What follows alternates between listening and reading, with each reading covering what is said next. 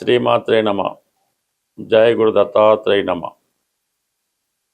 కర్కాటక రాశి వారికి ఏప్రిల్ 12 నుంచి 18 మధ్యలో జరిగే వార ఫలాలు పరిశీలించినప్పుడు కర్కాటక రాశి వారికి ప్రస్తుతం ఒక 4 గ్రహాలు 9వ స్థానంలో సంచరించడం జరుగుతుంది. ఇది ఈ జాతకుడి యొక్క ఆర్థిక స్థితి మీద ఎక్కువ ప్రభావం చూపే అవకాశం ఉంటుంది. ఏదో ఒక ఇన్వెస్ట్మెంట్ చేయాలనుకోవడం కానీ, ఏదో విలువైన వస్తువు కొనాలనే ప్రయత్నంలో తగిన ధనం లేక అది ఆగిపోవడం జరుగుతూ ఉంటుంది. అయితే ఎక్కువగా పుణ్యక్షేత్రాలు దర్శించడం, ఏదో ఒక పని మీద ఇతర ప్రాంతాలు సందర్శించడం, ఎక్కువగా జర్నీ చేయడం జరుగుతూ ఉంటుంది. ఆ జర్నీల వల్ల కూడా కొంత సమయం, ధనం కూడా వేస్ట్ అయ్యే అవకాశం ఉంటుంది. అలాగే కొత్త ఉద్యోగ ప్రయత్నాల కోసం చాలా వరకు మీరు గతంలో చేసినటువంటి ప్రయత్నాలు ఈ వారంలో నెరవేరే అవకాశం ఉంది. అలాగే ఉద్యోగపరంగా మీరు ఎదుర్కొంటున్నటువంటి చాలా సమస్యలకి ఈ వారం ఏప్రిల్ 14వ తారీఖు తర్వాత లభించబోతుంది. ప్రస్తుతం రవి ధనాధిపతిగా భాగ్యస్థాన స్థితి వల్ల మీ యొక్క అవసరాలకి ఇతరుల యొక్క ధన సహకారం లభిస్తూ ఉంటుంది. తండ్రి గారితో వేరెవరి నుంచన్నా మీకు సమయానికి ధనం లభిస్తూ ఉంటుంది. మరి 14 తర్వాత రవి దశమ స్థానంలో దిగ్బలుడై ఉండడం వల్ల వృత్తిపరంగా మీ యొక్క స్థాయి పెరుగుతూ ఉంటుంది, అధికార హోదా లభిస్తూ ఉంటుంది. అలాగే మీ మాటకు తిరుగు లేకుండా ఉండడం జరుగుతూ ఉంటుంది. అలాగే కుటుంబంలో ఒకరికి మంచి హోదా పెరగడం వల్ల, వ్యక్తిగతంగా మీ యొక్క స్థాయి కూడా పెరగడం వల్ల ఆర్థిక పరంగా ఉన్నటువంటి సమస్యలు చాలా వరకు సాల్వ్ అవుతాయి. అలాగే నూతన ఉద్యోగ ప్రయత్నాలు చాలా వరకు ఫలించే అవకాశం ఉంది. ఆల్రెడీ మనకి శుక్రుడు దశమస్థాన సంచారం చేస్తూ కొంతవరకు సహకరించిన రవి ఎప్పుడైతే వచ్చాడో ఆటోమేటిక్గా మీ యొక్క ఆదాయం మరి చాలా రెట్లు పెరిగే అవకాశం ఉంది. ఇది ప్రధానంగా స్త్రీలకి, ఈ రాశిలో ఉన్నటువంటి స్త్రీలకి హోదా పెరుగుతుంది, ఆదాయం లభిస్తుంది. కుటుంబంలో మీ మాటకి విలువ, గౌరవం పెరిగే అవకాశాలు చాలా బలంగా ఉన్నాయి. అలాగే కొన్ని కొత్త పరిచయాలు మీ జీవితాన్ని కొత్త మలుపు తిప్పే అవకాశం అది ఉంటుంది. ఇక ప్రధానంగా బుధుడు భాగ్యస్థాన స్థితి విద్యార్థులకి చాలా అనుకూలమైనటువంటి స్థితి.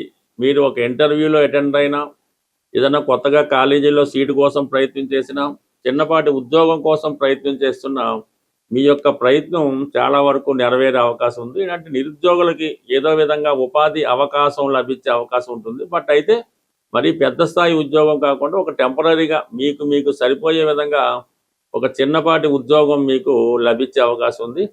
అలాగే ఏదైనా స్వతంత్ర వృత్తి చేపట్టాలనుకునే వారికి కొంతవరకు నిరాశ ఎదురవుతూ ఉంటుంది. అలాగే మీరు చేసే రుణ ప్రయత్నాలు కూడా చాలా వరకు వాయిదా పడడం జరుగుతూ ఉంటుంది.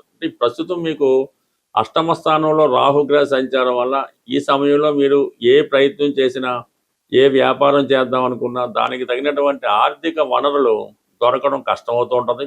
అలాగే ఏదైనా బ్యాంకు రుణం ప్రయత్నం చేద్దాము, పెద్ద మొత్తంలో రుణ ప్రయత్నాలు కూడా చాలా వరకు వాయిదా పడుతూ ఉంటాయి తప్ప ఆ సమయానికి అందే అవకాశం అయితే లేదు. కాబట్టి సాధ్యమైనంత వరకు జాతకులు ఉద్యోగ పరంగానే వెళ్ళాలి తప్ప వ్యాపార పరంగా వెళ్ళడం అంతకు మంచిది కాదు. బట్ ఏదైనా ఈ సమయంలో మీరు చేసే కొత్త ఉద్యోగ ప్రయత్నాలు చాలా వరకు ఫలిస్తాయి. అలాగే ఏదైనా మీరు ప్లేస్ మారాలనే మీ ఆలోచన, ఉన్న ప్రాంతం నుంచి వేరొక ప్రాంతంలో వెళ్ళి అక్కడ మీ జీవనోపాధి సాగించాలనే మీ ప్రయత్నం ఈ సమయంలో నెరవేరే అవకాశం ఉంటుంది. ప్రధానంగా గృహంలో శుభకార్యాలు ఎంత కష్టపడినా వాయిదా పడడం జరుగుతూ ఉంటుంది. ఇంట్లో ఒకరికి సరైనటువంటి సత్సంబంధాలు లేకపోవడం, ఇంటి అవసరాలకి తేవలసినటువంటి వస్తువులు కానీ సదుపాయాలు కానీ సమకూర్చడంలో విఫలం అవుతూ ఉంటారు. అందరూ సంపాదిస్తుంటారు, ఎవరు బాధ్యత తీసుకోరు, ఆ ఇంటి ఇళ్ళాలు సతమతం అవుతూ ఉంటారు. ఇలాగా ఈ గృహ పరిస్థితి అల్లుకల్లోలంగా ఉన్నప్పుడు ఒక చక్కని పరిష్కార మార్గం ఇది చాలా సక్సెస్ఫుల్గా రావడం జరిగింది. ఇది చాలా నమ్మకంతో చేయవలసి ఉంటుంది. ఒక మంచి శుభ్రమైనటువంటివి న్యూ స్టాకులో ఉన్నటువంటి పసుపు కొమ్ములు ఒక 111 తీసుకోవాలి. పసుపు కొమ్ములు చిన్న సైజు లాంటి మీడియం సైజు తీసుకోవాలి. వాటితో శుక్రవారం రోజు లక్ష్మీ అమ్మవారికి అష్టోత్తరంతో పూజ చేయవలసి ఉంటుంది. ఈ పసుపు కొమ్ములు 108 నామాలతో అమ్మవారికి పూజ చేసి అమ్మవారి ముందు ఉంచాలి. తర్వాత అవి ఒక చక్కని గట్టి దారంలో ఆ దారాన్ని కూడా పసుపు రాసి పవిత్రమైనటువంటి మనసుతో ఈ పసుపు కొమ్ములు అనేవి ఒక మాలగా కట్టవలసి ఉంటుంది.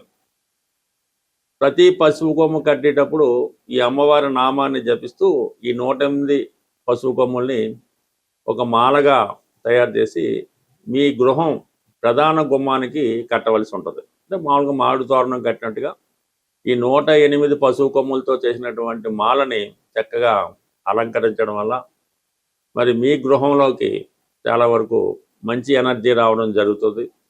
చాలా వరకు ఆర్థిక సమస్యలు ఇమ్మీడియట్గా ఒక శుభకార్యం అన్నది మీ గృహంలో జరుగుతుంది. దానివల్ల మీ ఇంట్లో ఆటోమేటిక్గా జరుగుతూ ఉంటుంది. ఈవెన్ చాలా కాలంగా ఈ పెళ్ళిళ్ళు శుభకార్యాలు జరగని కుటుంబాల్లో కనీసం సంవత్సరంకి ఒకసారైనా ఈ సత్యనారాయణ స్వామి వ్రతము, వరలక్ష్మి వ్రతం లాంటివి చేసి 10 మందికి పిలిచి ఏదో భోజనాలు పెట్టడం వల్ల ఆ ఇల్లు కలకలాడుతూ ఉంటుంది. బట్ ఈ విధంగా ఈ చిన్నపాటి పరిహారం పాటించండి. ఖచ్చితంగా మీకు ఇంట్లో చక్కని మార్పు రావడం జరుగుతూ ఉంటుంది. ఇక ప్రధానంగా సమస్య వివాహం.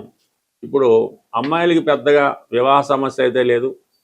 మరి ఈ మ్యారేజ్ సంబంధించినటువంటి మ్యారేజ్ బ్రోకర్స్ అవనివ్వండి, వీళ్ళంతా కూడా అమ్మాయిలకి ఫ్రీ రిజిస్ట్రేషన్ చేసుకుంటున్నారు.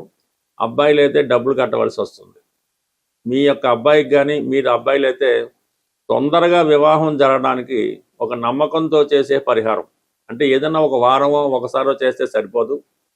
ఎవరికి వారే స్వయంగా చేయించవలసినటువంటి పరిహారం ఇది. ప్రధానంగా అబ్బాయిలు మంగళవారం రోజు ఆంజనేయ స్వామి వారి ఆలయంలో సాయంకాలం పూట జిలేబీ పంచిపెట్టవలసి ఉంటుంది అక్కడ ఉన్నటువంటి భక్తులకి. ఈ విధంగా కొన్ని వారాలు పంచిపెట్టడం వల్ల వివాహానికి అనుకూలత ఏర్పడుతూ ఉంటుంది. అలాగే వీరు ఈ స్ఫటికమాల ధరించవలసి ఉంటుంది. మెడలో స్ఫటికమాల ధరించడం వల్ల అబ్బాయిలకి తొందరగా వివాహం కుదురుతుంది. మీకు ఏదైనా చిన్న చిన్న బలహీనతలు ఉంటే వాటి నుంచి బయటపడడం జరుగుతూ ఉంటుంది. ఇక ప్రధానంగా గురువారం రోజు చక్కగా ఏదైనా గోశాలు దర్శించి గోవుకి ప్రదక్షిణలు చేసి శనగలు గోవుకి పెట్టడం వల్ల, అంటే ఏదైనా రెగ్యులర్గా కొన్ని వారాలు చేస్తుంటే ఖచ్చితంగా మీరు అనుకున్న కోరిక నెరవేరే అవకాశం ఉంటుంది. ఇవన్నీ కూడా చాలా కాలంగా పాత పరిహారాలు మళ్ళీ మర్చిపోయి ఇప్పుడిప్పుడే మళ్ళీ కొత్తగా అమల్లోకి రావడం జరుగుతూ ఉంటుంది. బట్ ఏదైనా అన్ని సమస్యలకి పరిష్కారం రెగ్యులర్గా మీరు హనుమాన్ చాలీసా పారాయణ చేయడం కానీ, సుందరకాండ పారాయణ చేయడం కానీ, రామాయణం ఈవెన్ టీవీలో కూడా ప్రతిరోజు రామాయణం వినడం వల్ల ప్రధానంగా నిరుద్యోగ సమస్య పరిష్కారం అవుతుంది. పిల్లల యొక్క అభివృద్ధి, వారి యొక్క సక్సెస్ మీరు చాలా వరకు చూడటం జరుగుతుంటుంది. ఏదైనా దైవాన్ని మించినటువంటిది అంటే ఇటువంటి రాముడు, సూర్యుడు ఇవన్నీ మనకి తొందరగా అనుగ్రహాన్ని ఇచ్చే దేవతలు. స్వస్తి.